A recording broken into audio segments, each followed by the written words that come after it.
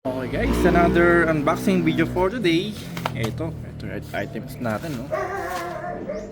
Alright, so may label naman siya, no. Sana natin, actually kabuk na. Alright, so wala siyang bubble wrap, pero meron na siyang plastic dito, no. Sana natin to, check na natin siya.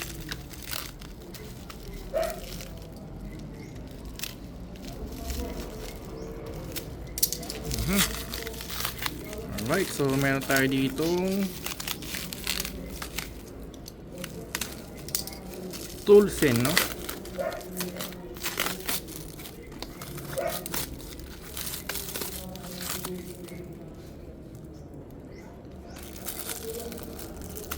Okay, meron tayong Toolsen dito guys na cable cutter, ano?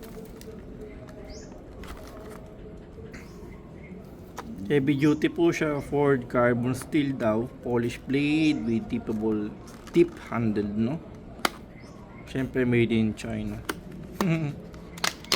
Okay, ito ating Toolsen.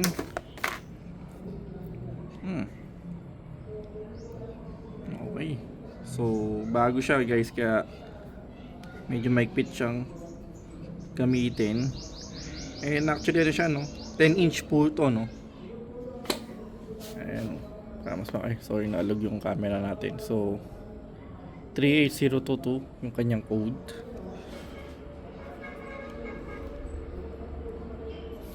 So gagamit ito sa ating mga cables na medyo malalaki, na makakapal. Ayan. So wala tayong masyadong cable ngayon na pwedeng gamitin, no? Pero baka soon o later gumamit tayo nun. Okay, so ito lang guys, no? Thank you for watching po, no? Ito yung ating Toolsen na cable cutter.